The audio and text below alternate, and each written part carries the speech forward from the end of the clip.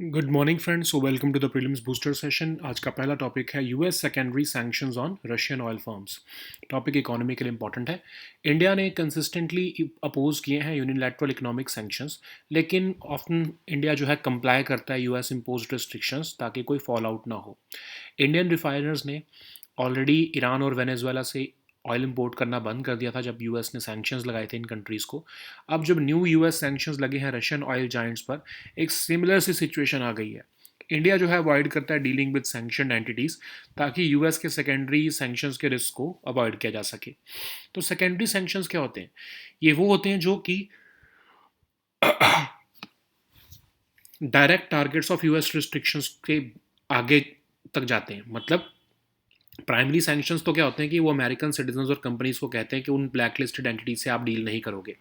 Secondary sanctions ये कहते हैं कि फॉरेन कंट्रीज और कंपनीज भी उनसे डील ना करें, और अगर वो करेंगी तो जो है उनको यूएस के जो फाइनेंशियल सिस्टम है उसका एक्सेस उनको नहीं मिलेगा। ठीक है, तो ये मेजर्स जो है एंटी सर्कमवेंशन टूल्स होते हैं और ये यूएस के बॉर्डर्स के आउटसाइड अप्लाई होते हैं और एक्स्ट्रा टेरिटोरियल होते हैं, तो ये इसलिए क्वेश्चनेबल भी है under international law.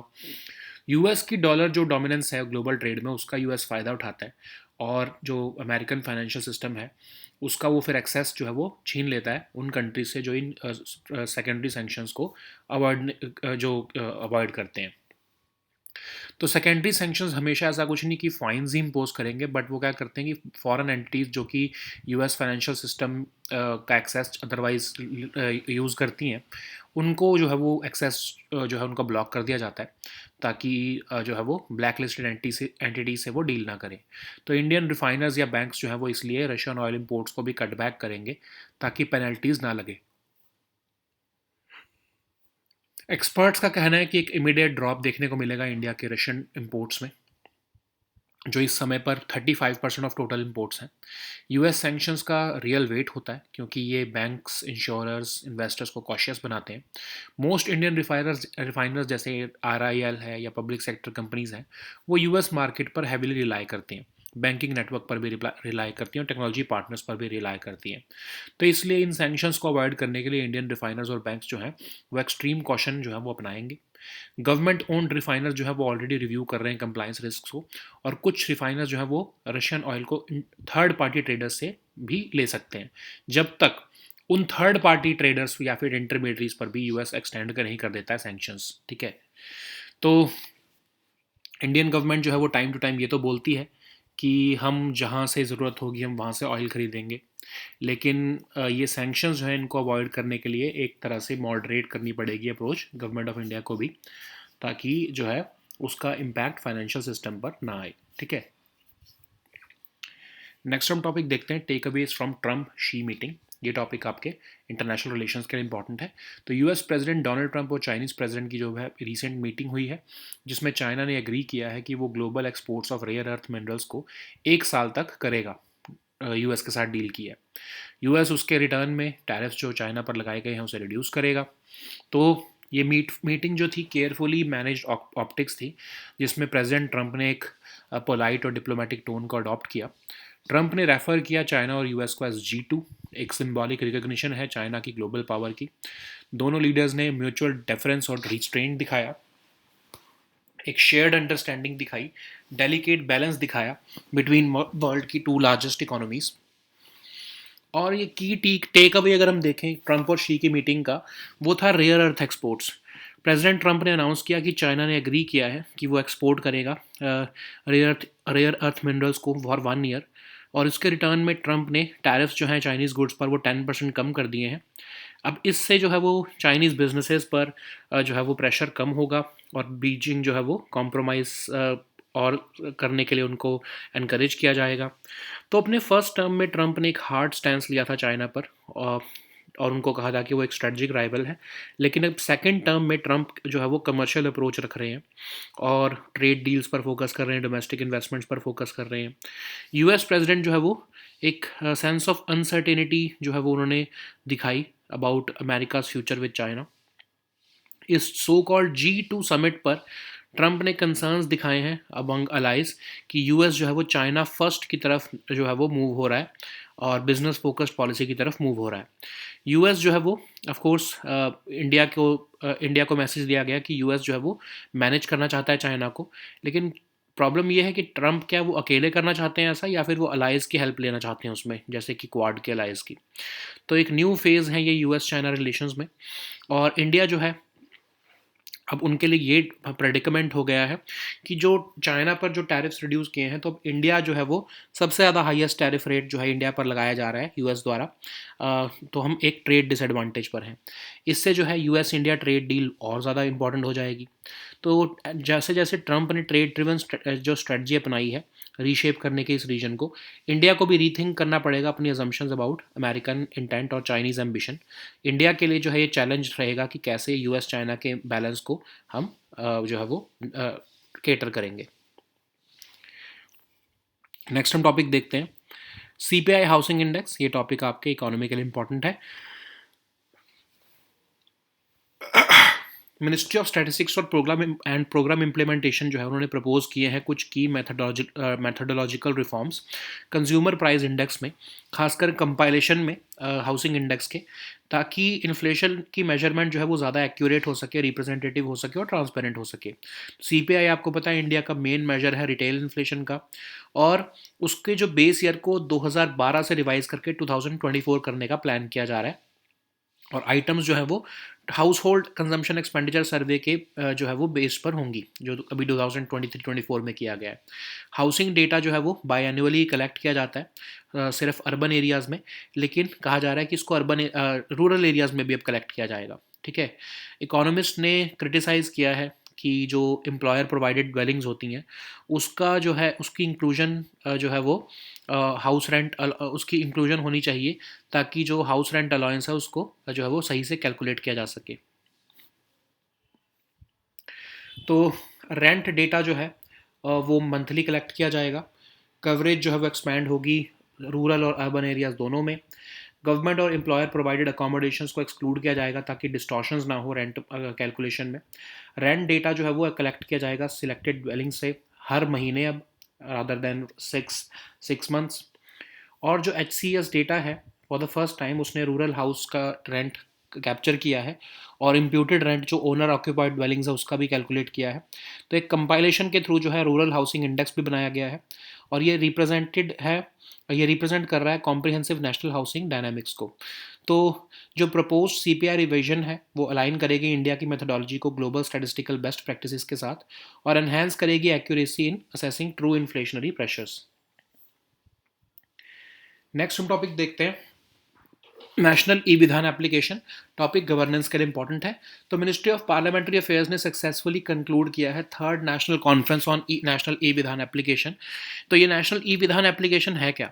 Online platform है जो डिज़ाइन किया गया है डिजिटाइज करने के लिए लेजिस्लेटिव प्रोसेस को सभी स्टेट्स और यूनियन टेरिटरी असेंबलीज़ की, और ये one of the 45 mission mode projects है under digital India mission. Okay. तो ये functioning of all state legislatures को पेपरलेस करना चाहता है। एक डिवाइस न्यूट्रल और मेंबर सेंट्रिक एप्लीकेशन है ये, और ये असिस्ट करेगा the chair of the house को कंडक्ट करने के लिए प्रोसीडिंग स्मूथली, और ये प्रोवाइड करेगा real time access to key legislative documents. Platform feature करेगा एक secure digital repository. Platform also offer करेगा मल्टीलिंगुअल कैपेबिलिटीज़। ओके। नेक्स्ट हम टॉपिक देखते हैं ग्लोबल वायरस नेटवर्क। ये टॉपिक आपके सोशल इश्यूज़ के लिए इंपॉर्टेंट है। तो ग्लोबल वायरस नेटवर्क ने अपनी इंटरनेशनल कोalition को एक्सपैंड किया है 3 new distinguished centres of excellence जो कि अमेरिका में लोकेटेड हैं उनको इनकॉर्पोरेट करके। तो ग्लोबल वायरस नेटवर्क एक वॉलंटरी कंसोर्टियम है वायरोलॉजी लेबोरेटरीज और अफिलिएटेड साइंटिस्ट का, जो प्रिवेंट और कंट्रोल करना चाहता है ग्लोबल वायरल थ्रेट्स को। तो ये रिप्रेजेंट करता है मोर देन 25 कंट्रीज़। कोई भी single institution in the world जो है उसके पास एक्सपर्टीज़ नहीं है इन ऑल वायरल एरियाज। ये जो है बेस्ट मेडिकल वायरोलॉजिस्ट को जो है वो इकट्ठे लाना चाहता है। ठीक है। नेक्स्ट हम टॉपिक देखते हैं मीटियोर मिसाइल। ये टॉपिक सिक्योरिटी के लिए इंपॉर्टेंट है।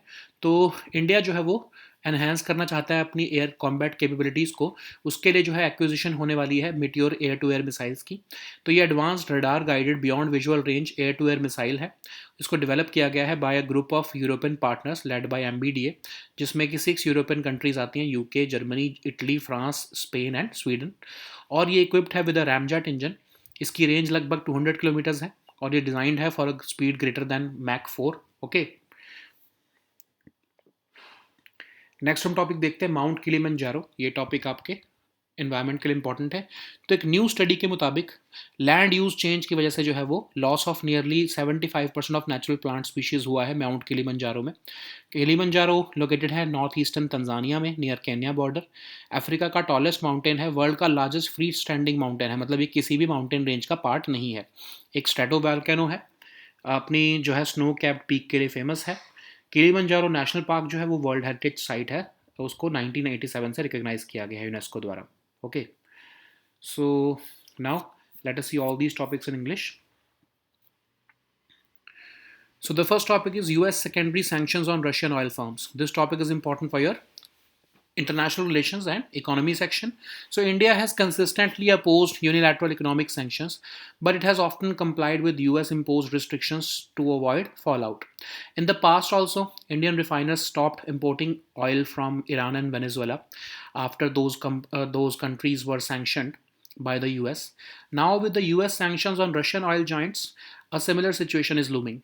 India avoids dealing with sanctioned entities due to the risk of US secondary sanctions.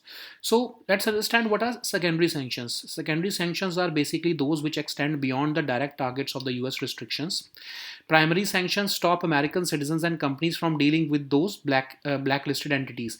But secondary sanctions aim to discourage even foreign countries and companies from engaging with them. So these measures act as anti-circumvention tools. So because they apply outside the U.S. border uh, and they are extraterritorial, so they are questionable under international law. So how US is able to impose these secondary sanctions? You know that US dollar is dominating the global trade, and the central role of US dollar is allows the US financial system to use these sanctions and make them highly influential worldwide. So we know that any company or country which is engaged in international trade needs the access to US markets and banks. And secondary sanctions don't always impose fine. Instead, they block the foreign entities from the US financial system. Because of this, India's refiners and banks are expected to cut back on Russian oil imports, fearing penalties. And experts are predicting that an immediate drop in India's Russian oil imports could be done, which currently account for over 35% of total imports. So US sanctions carry real weight because they make banks, insurers and investors cautious. Most Indian refiners they rely heavily on the US market, banking network and technology partners. For example, even the Reliance Industries and public sector companies. So to avoid these secondary sanctions, Indian refiners and banks are going to act with extreme caution, likely leading to sharp drop in Russian oil imports. Government owned refiners are already reviewing the compliance risks, and even Reliance Industries has said that it will fully follow government guidance. So, some refiners may try to buy Russian oil through third party traders, and the US then could then extend these sanctions to these intermediaries if it wants to curb Russian oil flows more effectively. Indian government has reiterated that it will buy oil from wherever it gets the best price as long as the oil itself is not under sanctions. Okay, but these new US restrictions over the Russian oil could seriously limit India's access to cheap Russian crude in the near term. Okay. So the next topic is takeaways from Trump-Xi meeting. This topic is important for your international relations. At the APEC summit in South Korea, US President and Chinese President met for the first time since Trump's return to office. And Trump has announced that China has agreed to maintain global exports of rare earth minerals under a 1 year deal. And additionally, the US will reduce the tariffs on China in return for that. So, this meeting was carefully managed optics in which the President Trump adopted a polite and diplomatic tone, unlike his usual confrontational style. So, he showed awareness of China's global influence. So, Trump referred to this meeting as G2. This was seen as a symbolic recognition of China's global power. Both leaders showed mutual deference and restraint, and their conduct reflected a shared understanding of the delicate balance between the world's two largest economies and the global impact of their relationship. The key takeaway was about the rare earth exports. China also agreed to continue exporting rare earth minerals for 1 year to the world. And in return for China's cooperation, Trump cut tariffs on Chinese goods by 10%. And this move was also meant to ease the pressure on Chinese businesses and encourage China to compromise. So, in the first term, Trump took a hard stance on China, calling it a strategic rival. But in his second term, he is adopting a more commercial approach, focusing on trade deals and domestic investments. So, he left behind a sense of uncertainty after this meeting. And Trump has sparked concern among the allies that the US is leaning more towards a China first, business focused policy. For India, the message was clear that US focus remains on managing China. The question now is whether Trump prefers working with allies or handling China alone. So for India and other Asian countries, this marks a new phase in US China relations that is a mix of competition and cooperation. After Trump reduced tariffs on China, India has now the highest tariff rate at 50%, putting it at a trade disadvantage. This makes a US India trade deal even more urgent. So, India must now rethink its assumptions about both American intent and Chinese ambition. For India, the challenge is to navigate the shifting US China balance with agility. Okay. So the next topic is consumer price inflation housing index. This topic is important for your economy section. Ministry of Statistics and Program Implementation has proposed key methodological reforms in the CPI, specifically in the compilation of housing index. The aim is to make inflation measurement more accurate, representative, and transparent. CPI, as you know, is the main measure of retail inflation in India. So, EMA Ministry is revising the CPI base year to 2024 from 2012. Currently, housing data is collected biannually and only for urban areas. According to the data released last month, housing inflation accelerated to 3.98% in September. Economists have long criticized the inclusion of employer provided dwellings and the use of house rent allowance as a rent proxy. So what are the proposed methodological changes? Rent data will be collected monthly instead of every 6 months, and the coverage will be extended to both rural and urban areas. Government and employer provided accommodations will be excluded to avoid distortions since they don't reflect market transactions. Rent data will be collected from all selected dwellings every month. Okay, so HCS data for the first time has captured rural house rent and imputed rent for owner occupied dwellings. This has enabled compilation of a rural housing index, and this new series will therefore represent comprehensive national housing dynamics. So the proposed CPI revision will align India's methodology with global statistical best practices, and exclusion of non-market housing will enhance accuracy in assessing true inflationary pressures. So the next topic is National Vidhan application.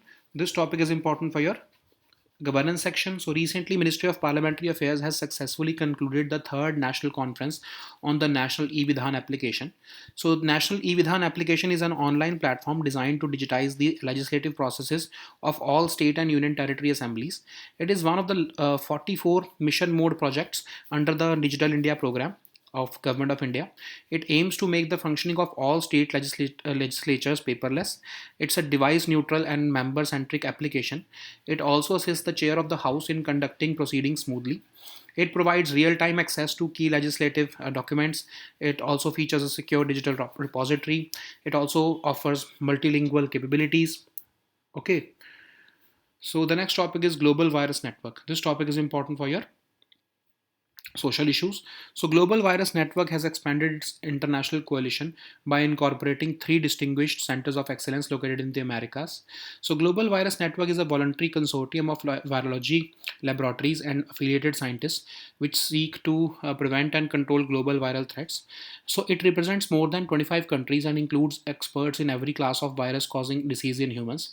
No single institution in the world has expertise in all viral areas.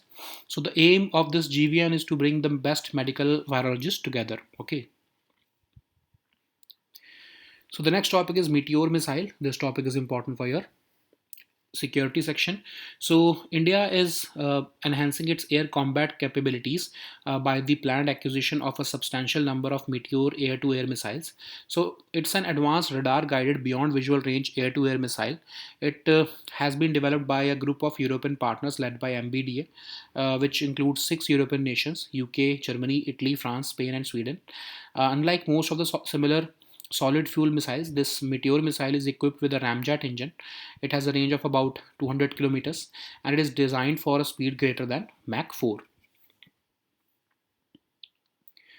So the next topic is Mount Kilimanjaro. This topic is important for your environment section. Recently, a new study has revealed that land use change was the main driver behind the loss of nearly 75% of natural plant species on the lower slopes of Mount Kilimanjaro. So Mount Kilimanjaro is located on the northeastern Tanzania. It is Africa's tallest mountain and the world's largest freestanding mountain. It is also called a stratovolcano. It is known for its snow-capped peak, and the Kilimanjaro National Park was named as a UNESCO World Heritage Site in 1987. Okay, so these were our topics for today. We'll meet next time with new topics. Until then, goodbye and take care.